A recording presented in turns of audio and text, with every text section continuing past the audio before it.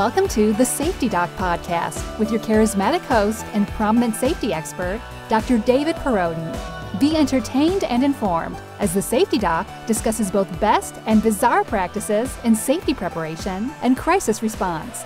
The truth will keep you safe. Follow Dr. Perodin on Twitter at SafetyPhD. Hi everybody, and welcome to the Safety Doc Show. You'll notice it was the podcast, but I have changed it officially to show. So from now on, we will be enjoying the Safety Doc Show. A few things. I'm still working in a bit of a developing studio down here. The primary computer, which has been down for the last 2 weeks, is sitting over here to my right. The new computer I have seen. It's completely solid state. Just incredible machine, which will be arriving here in a few days and then hooked into my main system, which has multiple monitors and my Yeti microphone and all the other accessories and all my video and audio software, but I don't have it right now. So what we're doing is, again, our trusty friend, the camcorder. And then I will work this into a Safety Doc show. It'll be number 9. And then we'll kind of take it from there. Hopefully have our new setup before too long. But, you know, kind of doing it like the pioneers used to do it. So, and I remember my parents had a camcorder that came in a suitcase and, you know, big thing up on your shoulders, so we don't have it too bad here. But again, welcome to the Safety Doc Show. My name is David. You can go to www.safetyphd.com, safetyphd.com, learn more about me and learn more about this show. You can also find previous shows. There'll be a link to SoundCloud, so you can download those and listen to the MP3s anytime. Great to download previous episodes, put them on a thumb drive, listen to them in the car, or just when you're relaxing. If you want to listen, go for it. And plus, the shows are also on YouTube. Just go for my name or the Safety Doc channel and you will find those. So you get to see me right now, but again, many ways to get your fix of Safety Doc Show. So today we are going to talk about the Lessons of Lower Manhattan, which is actually the first book which I will be publishing with Rowman and Littlefield. That's my very first book contract. So I am down here. I do have the fireplace going behind me. And today is one of the warmer days outside. I believe it's about 30. And tomorrow we're looking at a high around 11. And then I think the next day around 8. So it does get very cold down here in the studio when temperatures drop. So that is why we are doing the recording today. A few anecdotes. One is I get a kick out. I really like watching some of the early music videos, and I remember watching MTV the moment it was live. My friend Kyle had a big satellite dish. I mean, those things used to be, you know, like 6 foot across or 8 foot, and I was out at his house. And his sister was totally like a punk rocker type, and I remember she was waiting for it to come on, and all of a sudden, boom, it came on, and the first video they played was let's see, Video Killed the Radio Star. But I remember watching MTV the moment it came on the air. So, but. I'm watching some of these videos, so I really like the song Mr. Roboto by Styx. Well, come on, I mean, who doesn't? 1983, Double Origamo or Origato or whatever, Mr. Roboto. But anyway, you watch the video to it, and It is incredibly low budget. Today it's embarrassing for as big as a hit as that was, and Styx was pretty big back then, by the way. But they do this video, and it's all done, you know, pretty much in black and white, and very poor lighting. And then, so here's how I'm imagining this video turns out. So you'd have to go online, Google it, Styx, Mr. Roboto video, millions of views of it. But you know, the producer, whatever, said, here's the deal. We have the studio, but only like for the next couple hours. And we have no money for wardrobe, but we do have some extra jumpsuits that the custodial crew has loaned us. So you have those. We've got some Halloween mask here, the kind of plastic type that, you know, goes on with the rubber band thing, kind of goofy things. You can use those, and we do have like a 15-second clip that George Lucas gave us from Star Wars that they shot outside that really looks space-oriented, spacey, but has no link to the movie, so they cut it. He just gave it to us, and we can use it for anything. So we're going to work it into the video, although it's going to be connected to nothing. We're going to throw it in. And so anyway, and by the way, like, you got to be really cautious with the lights, because you know, it costs a lot to run these things. We only have a budget of, you know, like 20 bucks for electricity. So, you know, at no time do they run full electricity. The lights are like half on or half. I mean, it's so ridiculous to see this video and just the choreography of it. And looking back, I mean, Styx has got to be like, come on. I mean, it was Mr. Roboto. But another one is Rhinestone Cowboy, his country song, Glenn Campbell, 1975. So parts of it are a little bit cool. Glenn's got his huge belt buckle on, and he's walking down a side of a road, and then he leans up against a tree, and he's doing a little bit of lip syncing, and a couple scenes like that. But for Rhinestone Cowboy, they show then he's all dressed in white. He's on a white horse, but he's like in a stable, like just out at somebody's farm or whatever, and they show him kind of riding around. And the camera's not really following him. He's riding around, and he's not covered in rhinestones. It's not like he's going down the street like in rhinestones or something like that, which might fit the movie that came from, Rhinestone Cowboy. But so just a goofy thing too. Like they had to get done. I mean, that video was. They had to look at the weather and say, okay, the 5-day forecast is rain after today, so we're shooting this thing no matter what. It doesn't matter, you know. We're starting. You're gonna walk, Glenn. When you're done walking, you're gonna get on the horse. We're gonna do it all at once. In an hour, we'll be done. Call it good. So I'm just like, I just get a kick out of watching these, and now the millions of dollars and the graphics that go into videos and things like that. Even when they had that song, Aha, Take On Me, and it was kind of the sketch drawing and all of that stuff, which was right around the Styx era, you know, too. But I get a kick out of that, you know, kind of my generation of songs I really got into, and it was new back then. I mean, people weren't making really, you know, music videos, so they're either they're putting money into it, or they're just saying, you know, go out and do something. And so yeah, my computer update build is being finished. It's interesting because the computer guy was telling me, he said most of the new machines, like, they're not building them with USB ports or CD drives and stuff like that. And he said, really, probably in a year or two, it's going to be hard to get those things on a machine, because everything's going to be saved to the web. You're going to have all solid-state drives and stuff like that. So if there was a time to kind of do this massive upgrade of the studio here, now is the time to do it, because I want to be able to use my thumb drives and stuff like that. So just interesting, because you wonder, like, what do you save stuff to if you want to archive it? Like, I have a lot of our photos saved to CD, which, you know, it's archival life of 100 years. Well, you know, 100 years from now, who's going to have a CD player? I mean, I don't have a VHS player anymore.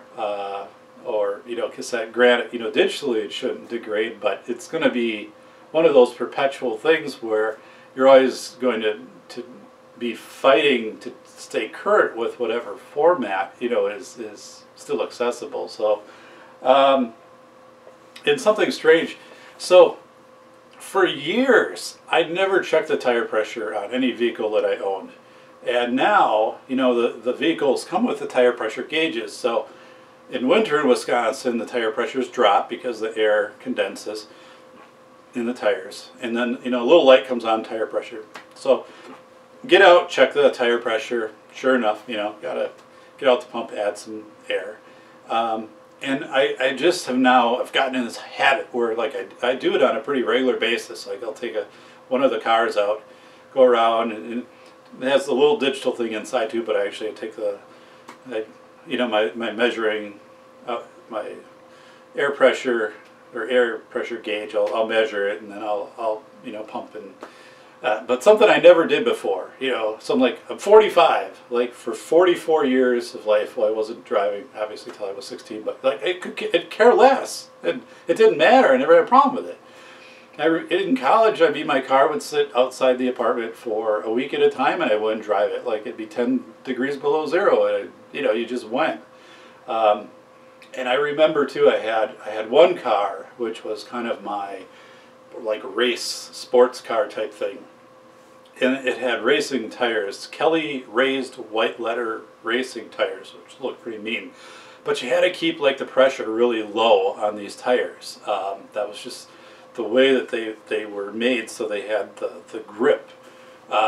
So at most you get 30,000 miles out of these things, and then they'd be worn out. That would be it. Nothing like today. So you put them on, and a year later, boom, you got to take them off. But yeah, so I've kind of become this tire pressure junkie. It's my thing, and I actually keep a pump in one of the cars. If we go on vacation anywhere, I just throw a pump in just because I've just become that guy. So let's talk about Lessons of Lower Manhattan. So again, before we get started, this is an hour-long show, and my name is David. I do have a PhD from UW-Madison, and I also want to give an appreciation to Sprigeo, www.sprigeo.com. Sprigeo.com, national leader in bullying, online bullying reporting software, and then also threat reporting software, and now doing so much more with professional development in school character development, school culture development. Joe out of Santa Barbara is the CEO of the company. I've known Joe for a number of years. The company continues to grow. Just very, very important to have a reliable threat input system and harassment input system in a school setting, and Joe provides that through his company Sprigeo. So thank you for the sponsorship of Sprigeo, the support of Sprigeo in this show, and also appreciation to the 405 Media out of Los Angeles, John, and my programming in the Monday through Thursday, 9 p.m., January 30th, moving up to 1 o'clock daily on the 405 Media with a tremendous roster of shows. So I appreciate being part of the 405 Media. And very, very much looks like, at the time I'm recording this, it hasn't been confirmed, that I might be syndicated onto 42 AM and FM radio stations across the country, including a few here in Wisconsin. And that would really be terrific for the Safety Doc show to reach a greater audience. So I'm excited to have that prospect, although that's still kind of in the negotiation phase of having that. But we could be talking about that, within a show or two of having this this show, in addition to the 405 Media and being on YouTube and being on SoundCloud, but also then being syndicated out to 42 and then growing AM/FM shows weekly. So it's good news. Hey, I think we're delivering great content here on the Safety Doc Show. I worked today in lining up an interview that we're going to be doing in a few weeks, and that is going to be with a former NFL player, and he's going to talk about personal safety specific to being once you reach a level of high profile. Excuse me. So, and one of the things that I learned today, just in setting this thing up, was that his family was advised immediately to take out a substantial umbrella liability policy, because that the family becomes a target then for, you know, any type of lawsuit, because they know, you know, there's money there. So but he has interesting things to share. We're kind of working out some of the logistics. I'd like to do that via Skype and record it. I'm not sure it's going to work out for him that way. We might have to do it in a different way.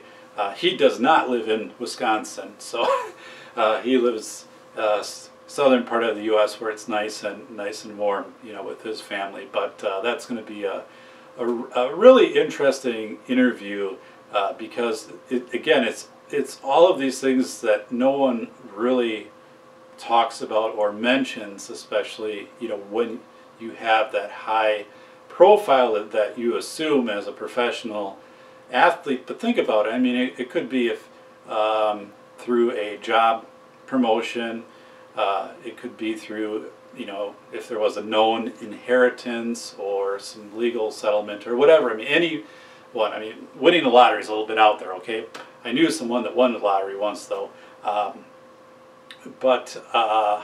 You know, things like that. Just understanding if your profile, you know, changes and how you need to be aware then of hyper awareness of your own safety. So, Lessons of Lower Manhattan. My book is titled A Contrarian's Perspective of the Unconventional Exceptional Rescue of 500,000 People. I have an article of this same nature that's coming out in School Business Affairs magazine in February, and then you know, my book hopefully will be coming out later this year. So, Lessons of Lower Manhattan. So, September 11th, 2001, we obviously know you know, what had happened with the Twin Towers. If you go on to YouTube, there's a documentary, it's 11 minutes long, by Eddie Rosenstein, narrated by Tom Hanks, and it's called Boat Lift. And it basically talks about how 500,000 people were evacuated off of Lower Manhattan in a matter of 9 hours, safely evacuated off by boat. Closed, you know, the bridges were closed off, everything was closed off. So this was by boat. Just a tremendous rescue that, if you look at it on the surface, this shouldn't have happened. Like, you should not have been able to have the coordination of this rescue and the efficiency of this rescue happen without any type of pre-planning whatsoever. It goes against conventional thought. It goes against conventional theory. It goes against the way that we typically prepare for significant disasters and significant crisis events. And that's where I try to bring in those discussions too when I work with especially schools on safety preparedness, is do not lock yourself so tightly into a response mode that you cannot adjust to a very dynamic context and situation. And everyone is going to bring something different to that table, and being able to utilize the skills of the people that are present at that time. So let's talk a little bit more about what happened on September 11th. So 500,000 people, they're lining up, they're trying to get off of the island. You know, it's just, you know, 20, 30, 40 people deep. And the Coast Guard has a number of boats, but not very many. and they're trying to get the people off of the island. But there's no way the Coast Guard's going to be able to do this with just a handful of boats and staff. So what happens then is it was the U.S. Coast Guard Admiral James Loy, and very significant. Okay, so he's in command when this is happening of the Coast Guard, of the harbor. And he quickly realizes there's no way we're going to be able to get these people off of Lower Manhattan if we do the conventional approach of just using the handful of boats that we have, and I mean it would take forever. And so what he does, this is an act of administrative courage. And this is a career-defining moment for him. He could have instantly. This could have ended up with him being fired. There was significant risk with this. What if there was another inbound attack and then they were aiming at the harbor? What if? But I mean, he took his discretion, made this professional decision, and put out an all call. And as Loy said, and I'm quoting this, the real reality after I put out some direction was in the hands of commanders and captains who were the respective captains of the port and did what they needed to do, including all the stuff I told them to do and whatever else they felt was appropriate. So, again, this all call goes out, and they have people who have tour boats, who have fishing boats, recreation boats, whatever. And he said, if you have a boat and you can get down here to the harbor and help evacuate people from Lower Manhattan, do it. And that was it. And basically trusting that the few Coast Guard people that were in place, and just that people would know how to assemble themselves and to put together a rescue. Now you'd think it'd be chaos. It's like there's totally no way this would work. Like, how boats running into each other, not knowing who's taking who where. But I'll never forget from the video, from the boat lift video, there's actually a segment where they interview one of the either boat captains or one of the staff on a boat that was doing a rescue. It wasn't a Coast Guard boat. And this guy was talking about how, like Wall Street bankers, covered in soot and stuff, and they were overhead passing this lady who was blind, and her guide dog also overhead onto a boat. And they would take sheets and they would write things like Hoboken as like a destination, and then just like tie those up on the boat so you could see. And it was so incredible how they did this rescue. So a few things, there's no protocol to follow. Like the people that were coming into that harbor, you can argue everyone has some kind of training. I mean, if you're a boat captain, well, yeah, you do have some kind of training, but there was no interagency training, no interagency drill with this at all. So it's just like saying, everybody has some type of first aid training or maybe CPR or whatever. I mean, yes, you have some basic skills, but some of these people, obviously that no one had encountered anything like this. And again, you have a situation where you're entering into it and it's still going on. You don't know if there's going to be another attack, if there's the harbor's mined, whatever is going on. How many people really, there are, what else is happening across, the whole country. So no protocols, no flip charts, no flow charts, but they considered these you have different craft coming in, so small craft, big craft, different types of motors, different level of trained responders. Again, some people who the captains might have that they might only know that harbor from giving tours. That's it. That's the only way that they know it. You might have other people that have, just fishing background or whatever. And imagine though, like this works because of administrative courage, because of Loy putting that all call out over the radio, saying, if you can get down here and help us, help us. That's something that is so important today to personal safety and to safety response during a crisis situation is the courage to do what Lloyd did. Because other people would not have had that courage. They would have had the thought going through their mind of, well, if I make this decision and this doesn't turn out well, but if this is a big mess, if some people are injured or some people die or there's another attack, then I'm liable for that. I could, people start to weigh their own career and things like that. And that happens in organizations, and it ends up then in action. And inaction is absolutely a horrible thing, especially during a substantial dynamic event like this.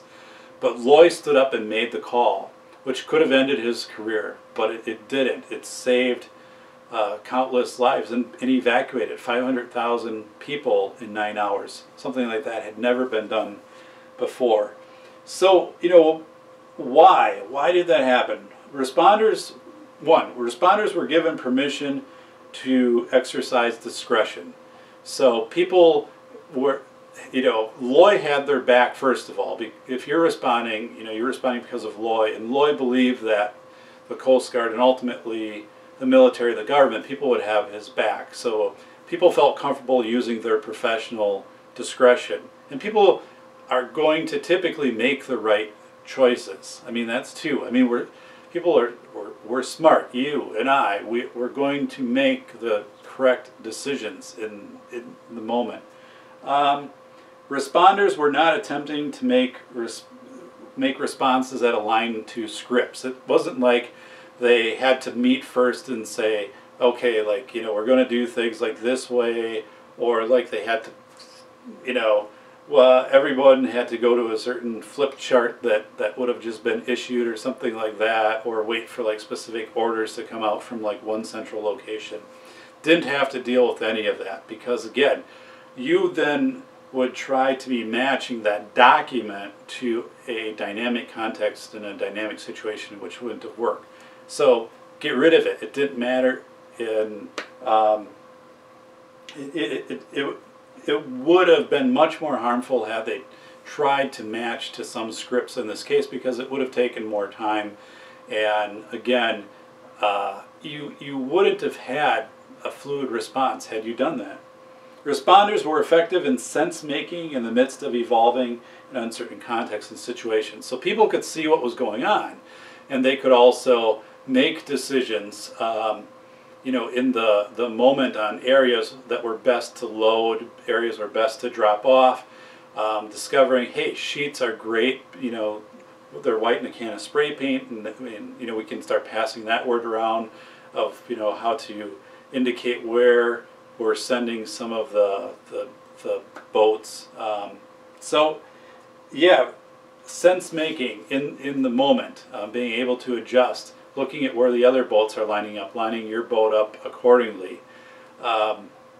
Again, I'm bringing this point home hard because we get into these interagency drills with, whether it be, and it usually is intruder active shooter type things, and trying to play out how we think it's all going to go down and all of that. And to me, it's better to do that more in a tabletop type discussion, and then in the moment to have people do what they need to do to match that context and situation. Imagine trying to get everybody together to do this as a simulation. I mean, just imagine that. So I think what this proves to some extent is this sense making or acting in the moment of how valuable that is, and just how good we really are able to do that. And there's a counter theory to that, which is distributed leadership, which basically would mean that people have learned through flip charts or training or things like that, and then through those type of things can make some adjustments during a situation like this. But that leadership is distributed throughout the organization, and you see, and the military has that very well kind of laid out. Schools, I argue, had that years ago. There's been so much turnover. Administrators last, principals 2-3 years, that's it. Statistically, we know that's it, then they leave. Teachers aren't staying around as long. I don't think we have distributed leadership. I think what we have is we have sense making right now, people reacting to context and situation, which personally I think is better. I think we should be teaching people how to do that, how to recognize situations, how to recognize what their options are, how they're going through their heuristics or their decision making. Because that's one thing obviously that was wide open on 9/11 with the boat rescue, is there wasn't just one way to do that. There was an open number of heuristics on different options of how they were going to do that rescue, the way that they brought boats in the way that they loaded people, and the way that they, used signage and communicated and things like that. So again, I think this whole thing of distributed leadership, which gets talked about and touted in books of, that we will empower people, we'll have systems in place, we'll have artifacts in place, like the flow charts, and people will have memory knowledge from demonstrating things and whatever. I'd rather go with sense-making, teaching sense-making, meaning knowing what is happening in the moment and reacting to that changing context and changing situation. And believe it or not, a lot of people aren't good at sense-making. A lot of people do not recognize these changes from what quote-unquote is the norm. I think that's a skill, especially in schools. We just don't teach a lot. I mean, we talk about like an active shooter drill. That it's not going to happen the way that you're going to drill for it. I mean, it just is not. And also, you're not going to have, you drill that day and you feel great, and it's not going to be the same set of responders coming the next day. It could be people who've never set foot in that school before. And again, on a different note, most of those situations end by the time after the first few police are on the scene, it's usually over, about 8 minutes. But again, my book on Lessons of Lower Manhattan really talks about how from a theoretical model, it shouldn't have been possible. Like, you shouldn't have been possible to get all of these boat captains with all of their different experiences and different crafts and everything that was going on, and to coordinate this massive rescue organically and just have it develop and people recognize the context and where they fit into it. It shouldn't have happened. Like, how does that happen? That was a recipe for disaster, but yet it happens. And we know that these things will happen. We have to give credit to our intelligence. What I'm saying too is, like, it doesn't mean, we don't do things like fire drills, and we don't talk about, there's certain things definitely with an active shooter. I mean, it makes sense to first assess where you're at, try to get yourself either away from that, if you know where the shooter is, or behind a secured area. There are certain principles that go into play. It's just, it's the same thing with with boats. I'm sure that there's principles of, we want to make sure that we balance out the weight when we bring, people into a boat. So when we pull up, and I mean, there's going to be things like that that'll come into play. So Lloyd definitely used the administrative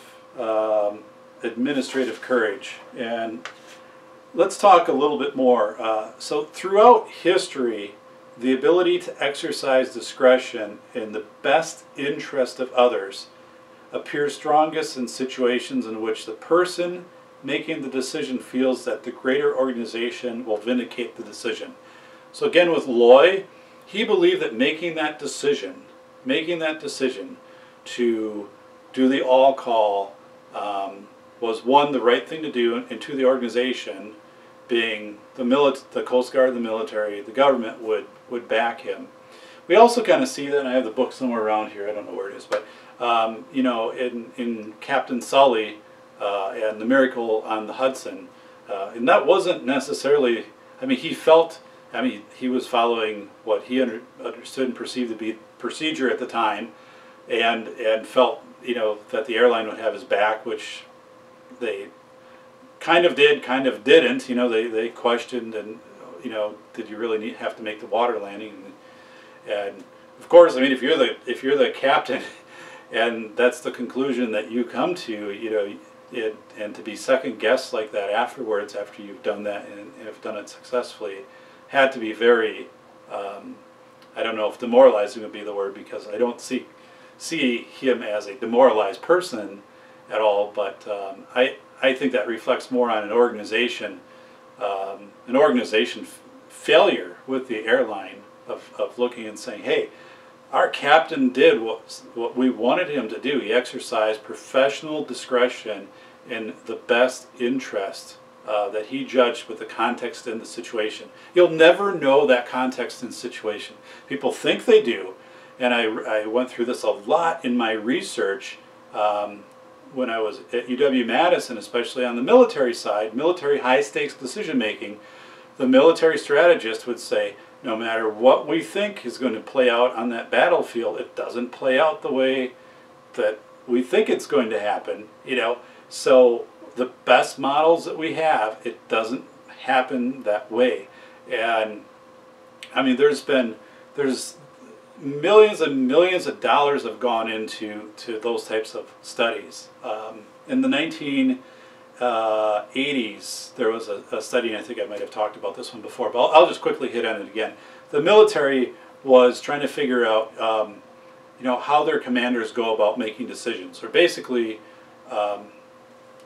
going through your hierarchy of options. And you need to do that. You just can't cut to like what you got to try to keep as many options on the table as you can through every point. But so they hired this researcher Klein, and he had a bunch of grad students, and they stayed in firehouses and would go out with firefighters on calls, and then they would ask the firefighters like why you made certain decisions, and you know, a lot of it was just tacit knowledge. I mean, they recognized kind of the sense of what was happening. For example, a soft roof, you know, that's one example, recognizing when a roof was quote unquote soft and when to get off of it. So soft kind of in a tactile field, but not necessarily, like just knowing that there was a certain time to get off of a roof when it wasn't going to be safe anymore. So not actually having to deal with saying, well, if you felt the roof, was it actually soft? Well, no, not necessarily, but you know, we recognized that it was time to get off. Well, how? We just did. We knew. So there's more to it than that, but it's hard to get that tacit knowledge, those words to come out to match that. So I mean, that struggle continues to this day, and I think, you know, I think it's okay to just say there's tacit knowledge that exists, and let's go with that, and let's just talk about sense making and recognizing situations that start to vary. I did interview Steve Kastner out of NASA, who talked about working with pilots, and these are like, you know, your top pilots, and he said once you change the simulation a little bit, even for the most experienced, the best pilots, a little change that they weren't anticipating, because you know, most of them would it's like a fire drill. Fire drill happens, you go down the hallway and you go out, whatever. Well, what if the hallway's blocked? Well, that's never happened before. You know, like at a school you might have gone there 5 years, it's never happened. Hallway's blocked. Well, now what do you do? He would do some minor little tweaks, you know, he and his group, and the pilots would pause, and they wouldn't, first of all, it didn't fit the narrative they expected, so they would pause, and then they would struggle, some of them, with making decisions on what to do. And sometimes those wouldn't turn out the best. Now again, this is all simulator type stuff, but they would interview some of the pilots later who just said, frankly, I became confused by the context and situation changed versus what I anticipated. And it changed before I really recognized that it had changed. So again, this whole thing of sense making, I'm coming back to, you know, I think what was happening on September 11th, this heightened awareness too, and you know, with some, you know, when Loy gave out that and trusted that people were going to have that adrenaline, that awareness kick in, and again, captains innately, you know, have leadership roles over their boats, but then that they would be able to cohesively work together. It's fascinating. So when the book comes out, buy it. read it. It's going to be really good. I've got some really great stuff for that. You know, back in this isn't the only time that this has happened. Like, if it's this has happened in other instances. So I want to talk about April 29th and 30th, 1975. Military evacuation of South Vietnamese citizens and American personnel from Saigon. So this happened over 2 days. It was codenamed Operation Frequent Wind. So it was the fall of Saigon, and the Navy was evacuating Saigon. So they're doing this, you know, obviously by boat. Some of it's by chopper, but most of it's by boat.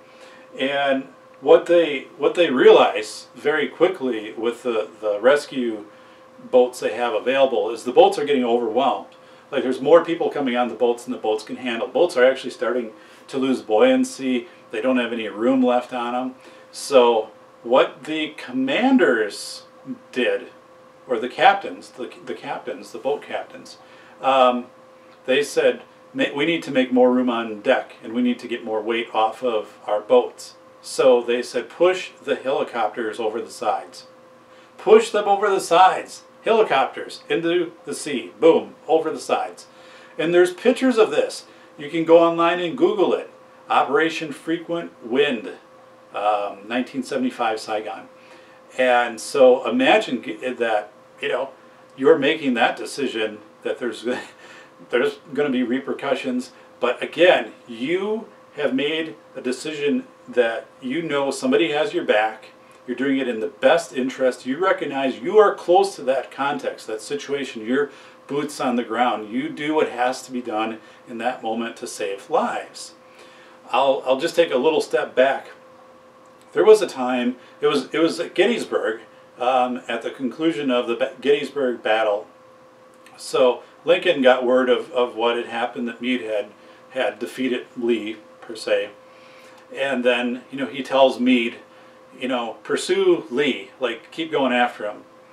And so Lincoln, you know, is hundreds of miles away. He's not at the battle scene. He doesn't know what's going on there, the toll that's taken on both sides, and the fact also that the Union Army's been worn down.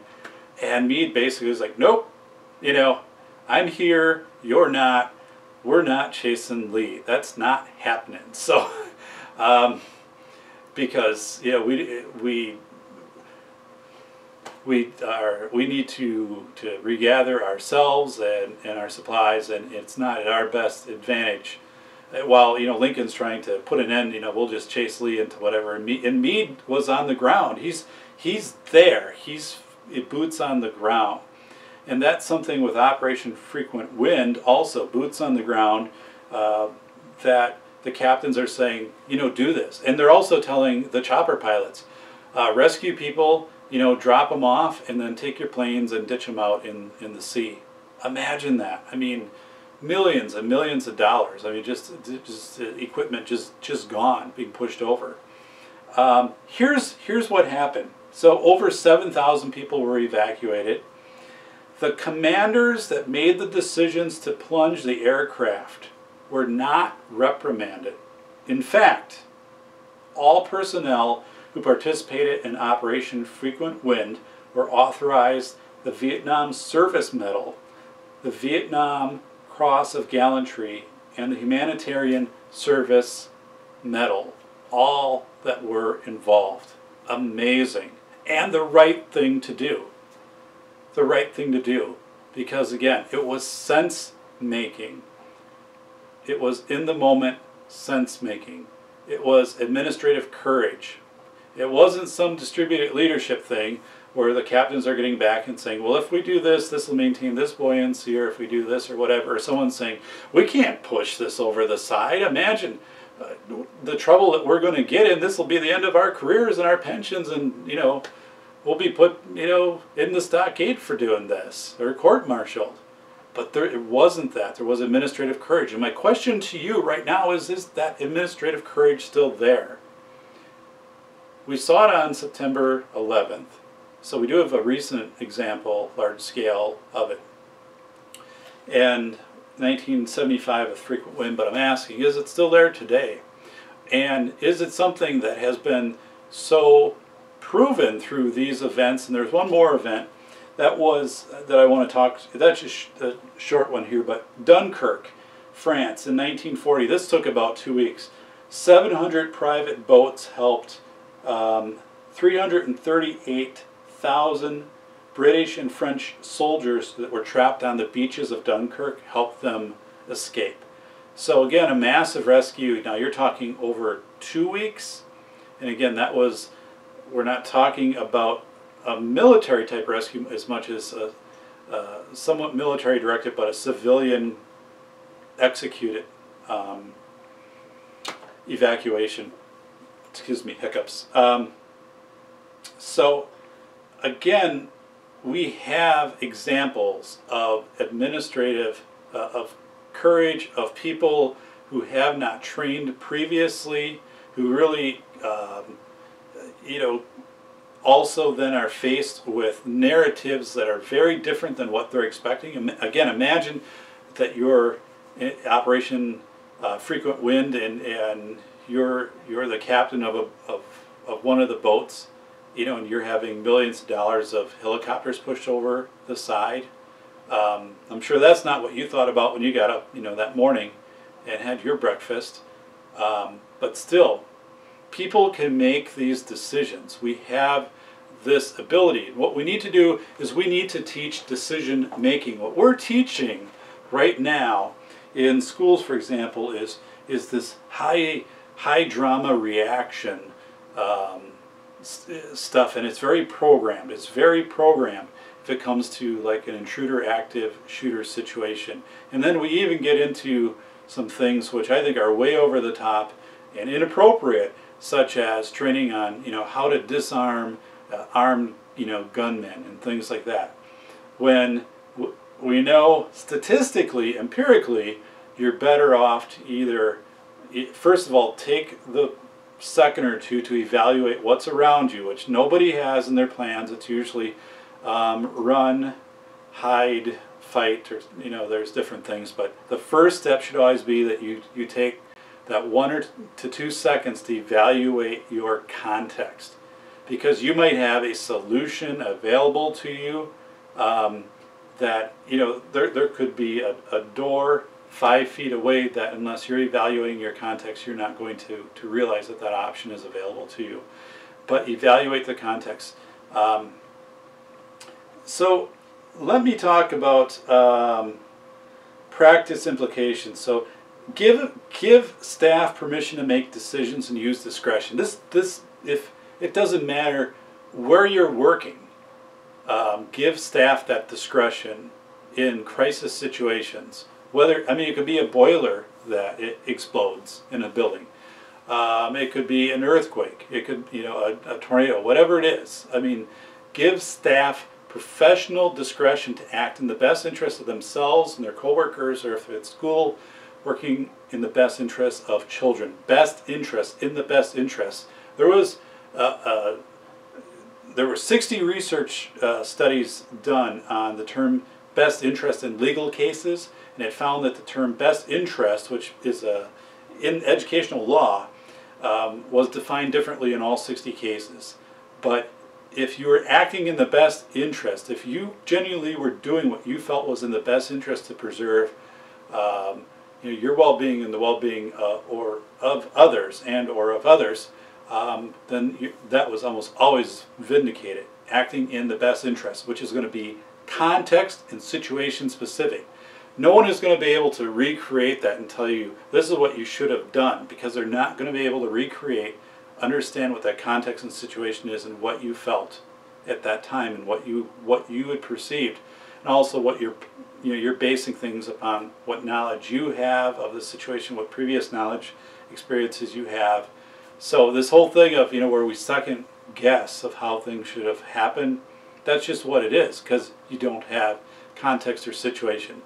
As a leader, as a coworker, whatever, stand behind the people making the courageous decisions. Recognize when distributed leadership isn't an option, meaning at 9/11, the boat lift, distributed leadership trying to break out some 300-page manual on how to do a rescue of 500,000 people, or try to get in contact with people to whip up some kind of contingency plan on how to do that. That didn't make sense. Or like, okay, captains, before you go and rescue, we're all going to meet over here and we're going to give you like this quick 15-minute lowdown on what we're expecting and what we're going to do. No, it doesn't work that way, and it shouldn't. Don't build that into your systems.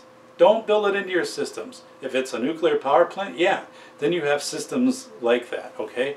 Then that's built in. But in these dynamic situations, it's a roadblock, it's a barrier, it's unnecessary.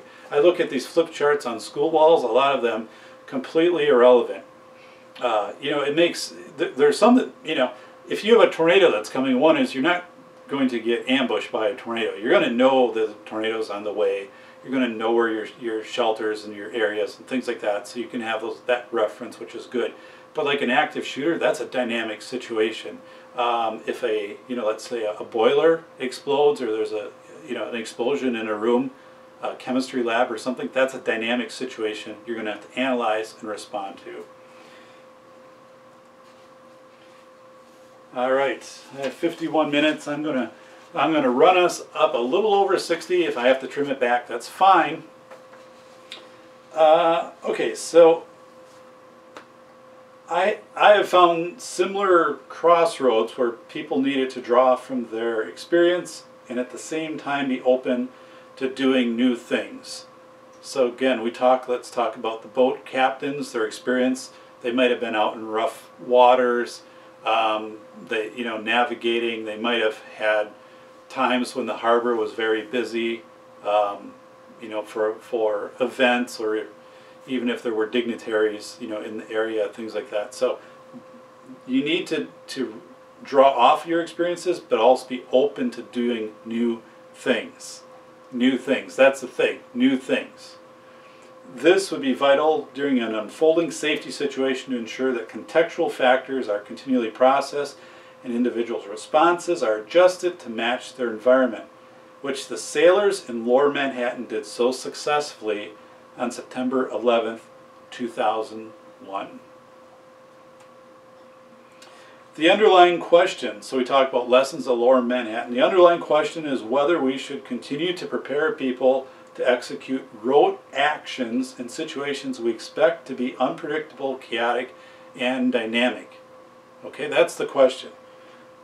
Again, the underlying question is whether we should continue to prepare people to execute rote actions in situations we expect to be unpredictable, chaotic, and dynamic. Note that this is the standard manner in which educational leaders prepare staff and students for high-stakes school safety situations, and I'm guessing it's there's a lot of similarity in how corporations, businesses plan for crisis events and crisis response also. Again, I'm going to go back to Admiral Loy's words. Admiral Loy, head of the Coast Guard in Manhattan Harbor on 9/11. So Loy, his own words, the real reality after I put out some direction was in the hands of commanders and captains who were the respective captains of the port and did what they needed to do. So the people who are getting that call, hearing that call come over the radio, whether you have your fishing boat or you have your tour boat or your Navy or Coast Guard, whatever craft that you have available. So they were to do what they needed to do, including all the stuff I told them to do and whatever else they felt was appropriate. I actually worked with a district once on a safety plan, and in a consulting role, and the district, the teachers around the table wanted very distinct language when they could act on their own to defend themselves against an intruder. They wanted it in absolute definite terms, definite statement saying, okay, under this situation, it's okay for you to defend yourself, defend your life. Because they felt like if they were to do that without the absolute blessing of administration and of this protocol, then they could be held liable. And that discussion took hours. And you cannot get caught up in that. You cannot let yourself get caught up in that. You have to enable people to be able to make the big decisions, knowing that one, you trust them in their decision making. Two, they're going to be backed, so that you're going to back the decision because they're making that decision based on the context and the situation, and they're making it in the best interest of bringing the best resolution to that situation. Okay, everyone, guess what? This is about our 4th outro for this episode of the Safety Doc. I had to actually plug the camcorder in to the power charger because I had run the battery to 0 and it wasn't recharging very quickly, so every time I tried to do my little outro here, it would not make it through. So hopefully we are set this time. A few things. One is, again, thank you for taking the time to listen to the Safety Doc show, and I appreciate that you are an inquisitive, intelligent audience. I know that my listeners definitely want to learn new information, want to be entertained, want to have some facts that it might help them or help someone else in a time of crisis. And I think overall, just to have a pure reflection of what's going on out there for safety, because it's not nearly as bad as what the mainstream media would tell us. We need to be vigilant, and we need to be very aware, but also, you know, let me help you work through that rhetoric. That's what I do. So I'm very much going to do something I've never done here before on the Safety Doc, and that's to do a special outro, just because I've messed this one up so bad. This guitar belonged to my godfather. He has since passed. Wonderful, wonderful man. I do not know how to play guitar, but we are going to make up a quick outro here for the Safety Doc show. So I'm going to pretend I know what I'm doing, so this at least might look pretty cool if we do clip it into some kind of screenshot or whatever. For those of you at home listening, no, nothing wrong with your speakers. It is me trying to play this acoustic guitar, but here we go. Oh, it's a Safety Doc show, Safety Doc show, with your good friend and your good host. Your good host, David. He's got a PhD. That might mean a lot to you. It means somewhat to me, but it means I know this stuff. I'm willing to share it with you. Because guess what, everybody? That's what the Safety Doc is here to do. Hey, hey, hey. Imagine if this actually, had some rhythm. Wouldn't be too bad. Safety Doc, tune into the Safety Doc. Every day you can stream live on SoundCloud. You can go and find me. You can find me on YouTube. You can go to www.safetyphd.com. Safetyphd.com. Read my blog. Hey, it's not a slog. It's the best I could do, okay? Read my blog. You can also get some nice information about safety, get some updated things, whatever you can find there, but you're probably not going to find coupons or anything like that. So, Safety Doc, Safety Doc, Safety Doc, show Safety Doc, 405 Media, and guess what, friends? There could be more shows before the end, meaning EMF FM stations heading my way. We'll see, it could happen soon, maybe even in a day. Who knows? But thanks again, everybody. Hey, stay safe and take care of yourselves.